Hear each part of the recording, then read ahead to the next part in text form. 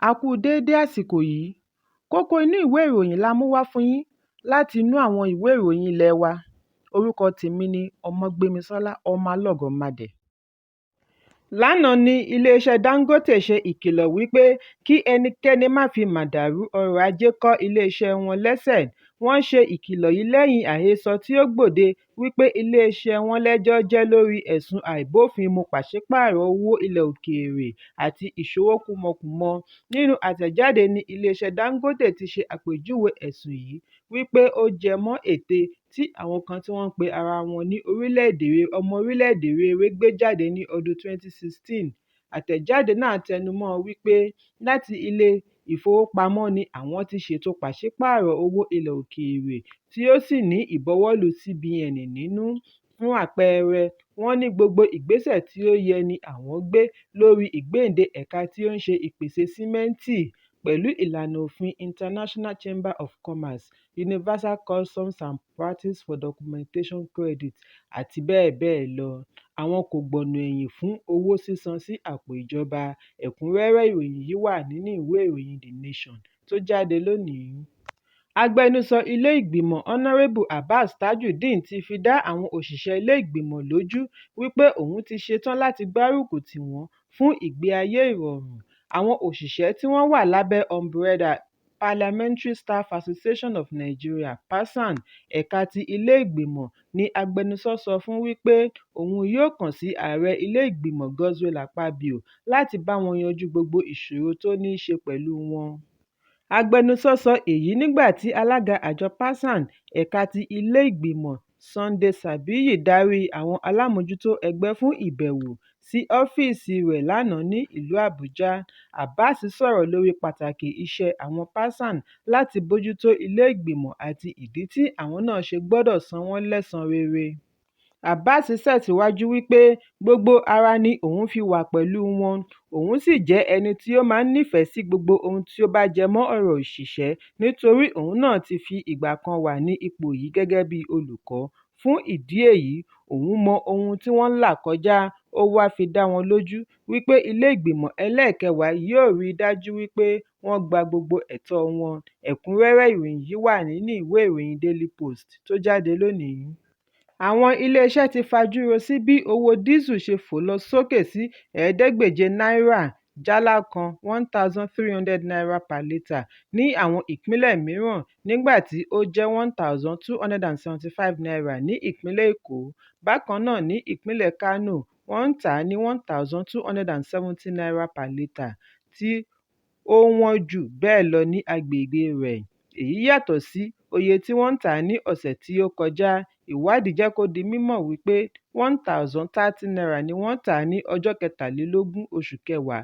Kété lẹ́yìn èyí ni ọ̀pọ̀lọpọ̀ àgọ́ epo ti ilẹ̀kùn pa ní ìpínlẹ̀ Èkó bí wọ́n ti ṣe àlékún jálá dísù sí àárín n1,250 sí n1,270.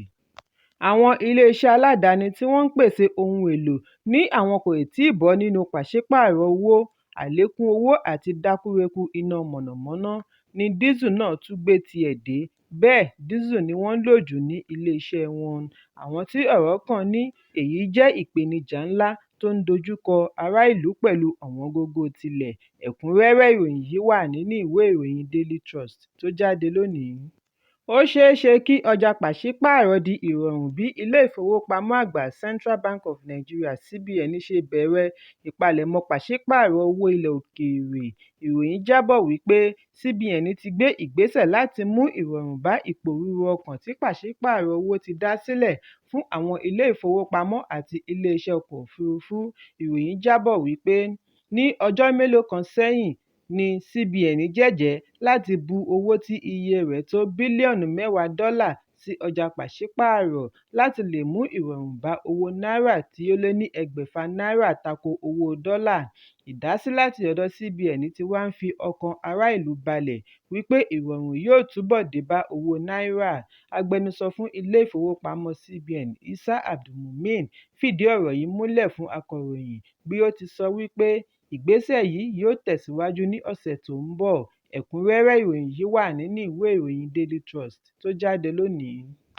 Àjọ tó ń bójútó oúnjẹ àti egbòogi National Agency for Food and Drugs Administration and Control (NAFDAC) ti ké sí ará ìlú kí wọ́n ṣọ́ra fún ohun mímu afúnilágbára G-Fuel Energy Drink nítorí àpọ̀jù caffeine. Wọ́n ṣe àfihàn yìí nínú àtẹ̀jáde tí ó tó akọ̀ròyìn lọ́wọ́ lánàá ní ìlú Àbújá láti ọwọ́ olùdarí àgbà Mojísọ́lá Adéyẹyè.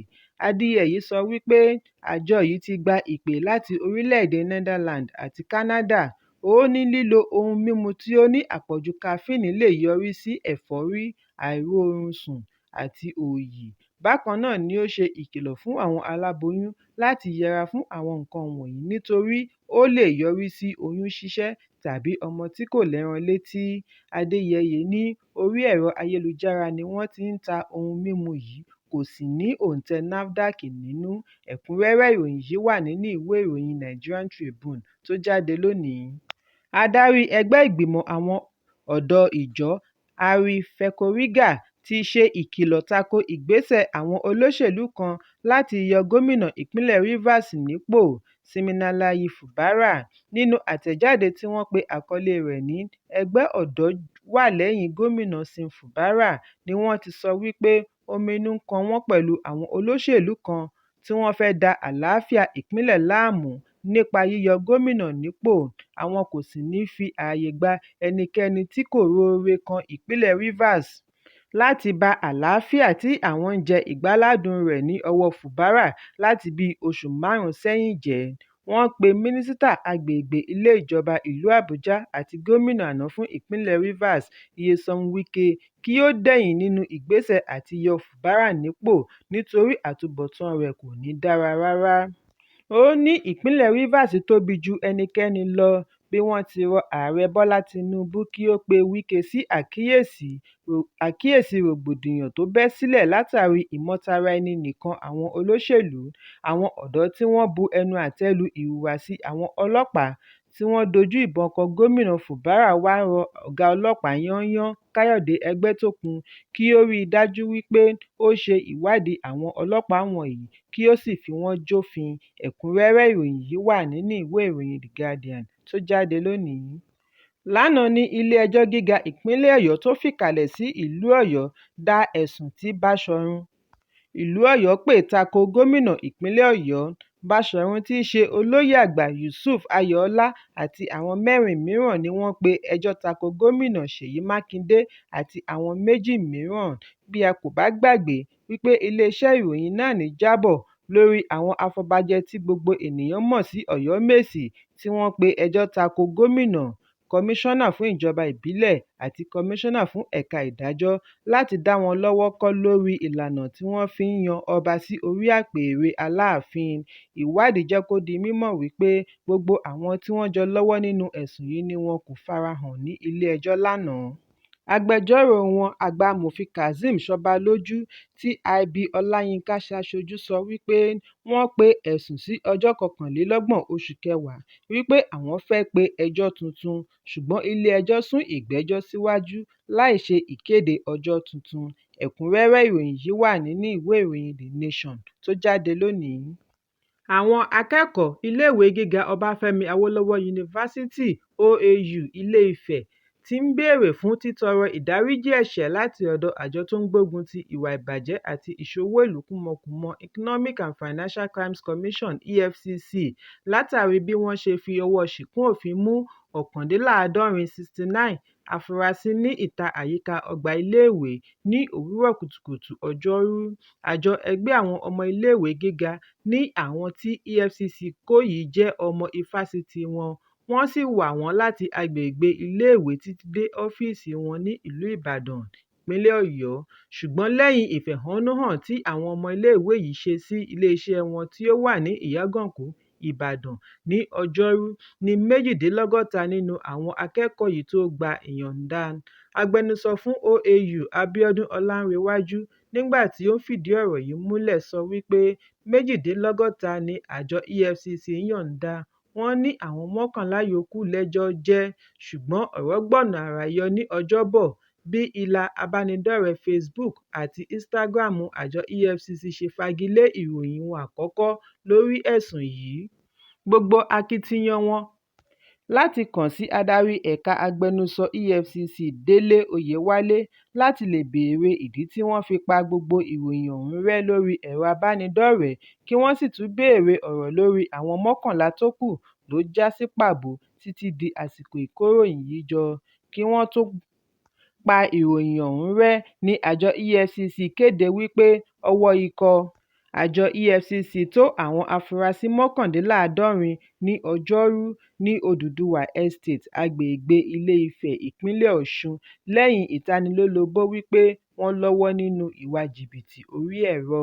Ẹ̀kúnrẹ́rẹ́ ìròyìn yìí wà nínú ìwé ìròyìn Punch tó jáde lónìí. Arákùnrin ẹni ọdún 24 tí wọ́n pe orúkọ rẹ̀ ní John dolóògbé lẹ́yìn tí ó rì sínú omi ní ibi ìgbafẹ́ omi Ẹlẹ́gùṣì ìpínlẹ̀ Èkó. Ìṣẹ̀lẹ̀ yìí wáyé ní ọjọ́ Àbámẹ́ta tí ó kọjá nígbà tí ilé ìjọsìn lọ fún àpéjọpọ̀ ní etí omi. Ìròyìn jábọ̀ wípé ilé ìjọsìn tó fìkàlẹ̀ sí ìlú Ìkòròdú yìí ṣe àgbékalẹ̀ ètò ìgbafẹ́ fún àwọn ọ̀dọ́ bí olóògbé John ṣe bá wọn kópa níbẹ̀. Ìpòrúurú ọkàn bẹ́ sílẹ̀ nígbà tí ó tó àkókò láti fi etí omi sílẹ̀ ní ọ̀sán ọjọ́ Àbámẹ́ta tí wọn kò kófìrí arákùnrin yìí ní àyíká. Wọ́n ní bí wọ́n ti ń wá a ní ẹnìkan tọ́ka wípé òun kófìrí rẹ̀ bí ó ṣe ń wọ inú omi lọ. Lójú ẹsẹ̀ ni wọ́n kàn sí àwọn agbanilà àti òmùwẹ̀ láti ṣe àwárí rẹ̀, ṣùgbọ́n gbogbo akitiyan wọn ló já sí pàbó. Ọjọ́ Ajé ni a gbọ́ wípé wọ́n ṣẹ̀ṣẹ̀ ṣe àwárí òkú rẹ̀ nínú omi. Ẹnìkan tí kò fẹ́ dárúkọ ara rẹ̀ ni ó ṣàlàyé fún akọ̀ròyìn wípé ọ̀dọ́ 35 ni ó wá síbi ìgbafẹ́ etí omi ní ọjọ́ Àbámẹ́ta kí ọ̀kan nínú wọn tó di àwátì. Nígbà tí ó ń fèsì, agbẹnusọ ọlọ́pàá ìpínlẹ̀ Èkó, Benjamin Hundeyin fìdí ọ̀rọ̀ yìí múlẹ̀.